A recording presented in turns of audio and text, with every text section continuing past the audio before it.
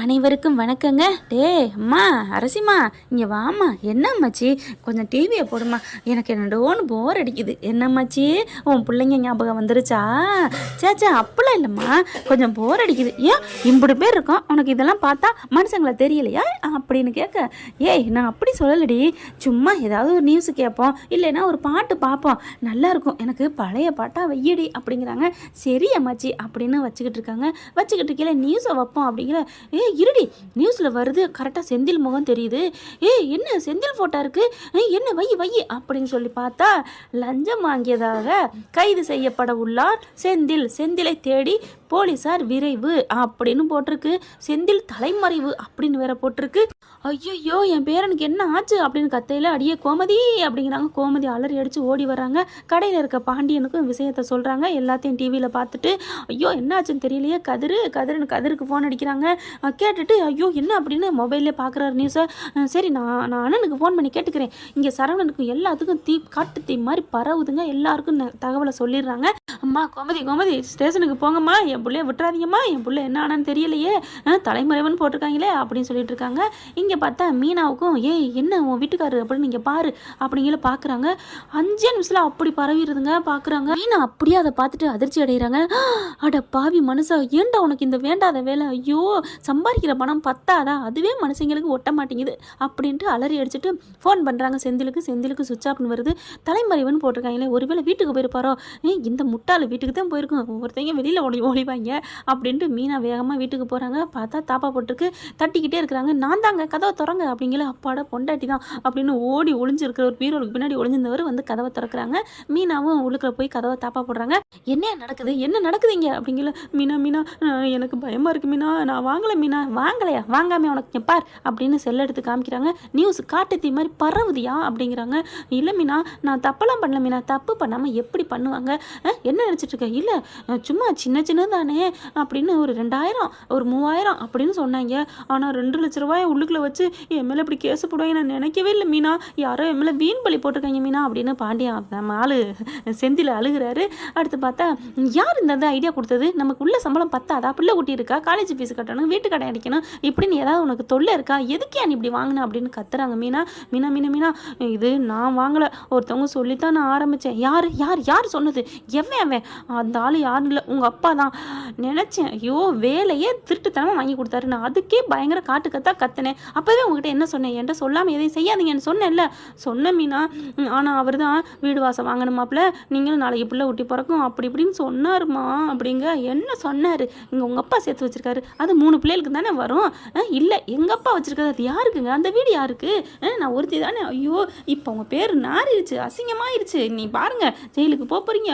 ஐயோ மீனா அப்படிலாம் சொல்லாத அப்படிங்கிற டொட்டுன்னு சட்டம் கேட்குது. ஐயோ யாராக இருக்கும், போலீஸாக இருக்கும், உள்ளே போய் ஒளிஞ்சிக்கன்னு சோபா கட்டியில் திணிக்கி வைக்கிறாங்க. திணிச்சு வச்சுட்டு அப்படியே வந்து சாவி துவாரத்தில் பார்க்க, நான் தான் கதவை திறங்க அப்படிங்கிற, அப்பாடா கதிர் அப்படின்னு சொல்லிட்டு கதவை திறந்துட்டு, சீக்கிரம் வாங்க கதிர்னு உள்ளர கூட்டிகிட்டு போயிடறாங்க. தாப்பால போட்டுட்டு, அண்ணே எங்க அண்ணே அப்படிங்கிறாங்க. யோ எந்திரியா அப்படிங்கிற, செந்தில் எந்திரிக்கிறாரு.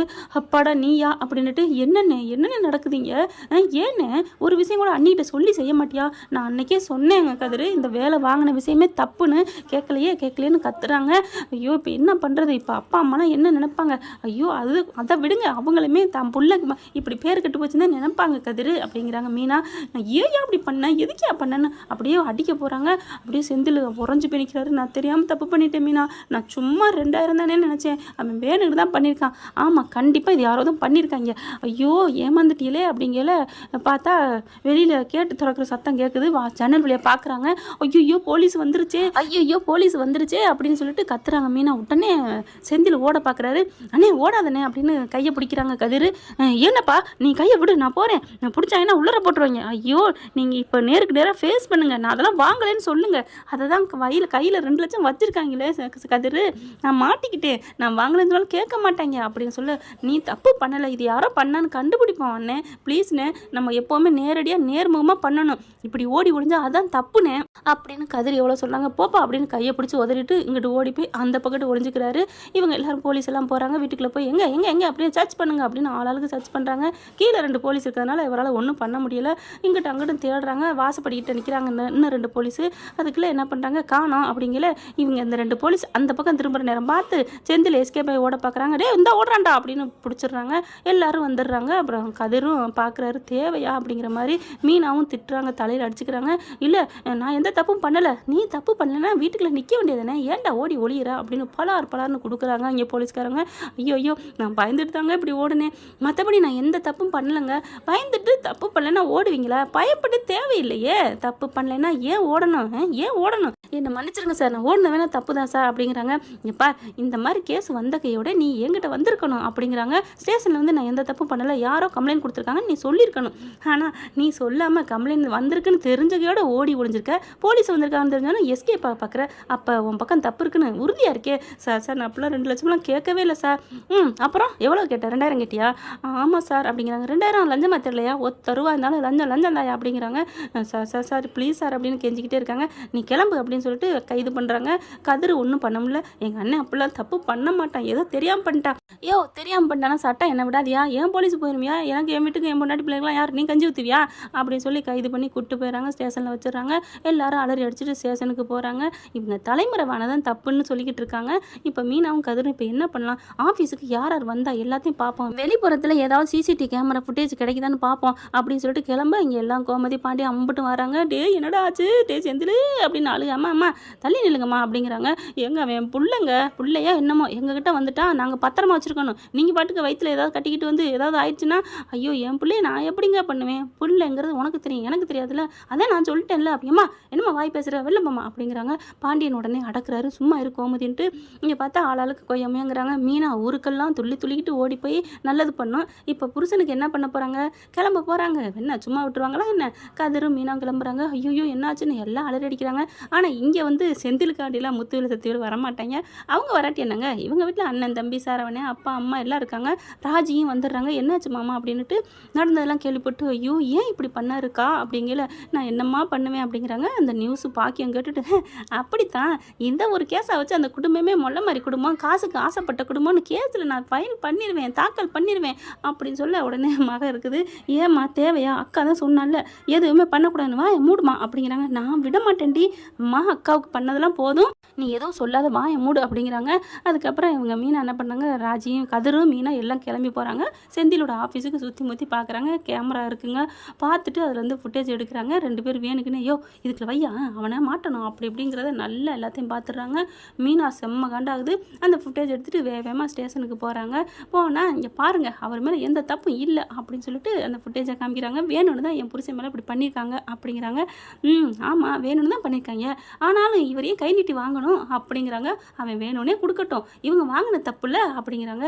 இல்லைங்க அவர் வந்து அப்படிங்கிற என்னம்மா தப்புனா தப்பு தான், கோர்ட்டுக்கு போய் தான் ஆகணும், அங்கே போய் நீங்கள் நிரூப பண்ணிக்கங்க அப்படின்னு சொல்லிட்டு கேஸை போட்டுறாங்க. கோர்ட்டுக்கும் போகிறாங்க. ஆனால் வக்கீல்கிட்ட இதை செம்ம மூளைங்க. அவங்க வந்து லஞ்சம்னு வாங்கலைங்க, கொடுத்த காசு நம்ம இதுக்கு வாங்குகிறோம், இந்த இதுக்கு ஒப்படைக்கிறோம், கவர்மெண்ட்டு கட்டுறாங்க அப்படின்னு நினச்சா முறையாக கட்டுறதுன்னா அவர் வாங்கினார், அவர் ஒன்றும் அப்பெல்லாம் வாங்கலை அப்படின்னு வாதாடிக்கிட்டு இருக்காங்க. அப்படிதான் அப்படின்னு சொல்லிட்டு செந்தில்னு சொல்கிறாங்க.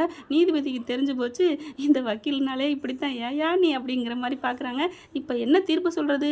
நாளைக்கு தீர்ப்பை சொல்கிறேன், ஒத்தி வைக்கிறேன் அப்படிங்கிறாங்க. டே ஏன்டா அப்படி பண்ணேன்னு செந்தில போட்டுட்டு கோமதி கத்திக்கிட்டே கிடக்கு. இறங்கி வந்ததுக்கப்புறம் அப்புறமா பார்க்குறாங்க யார் இந்த வேலையை பண்ணா அப்படின்னு நினச்சிட்டு இருக்கீங்களே, கரெக்டாக சத்திவேல் பார்க்குறான்.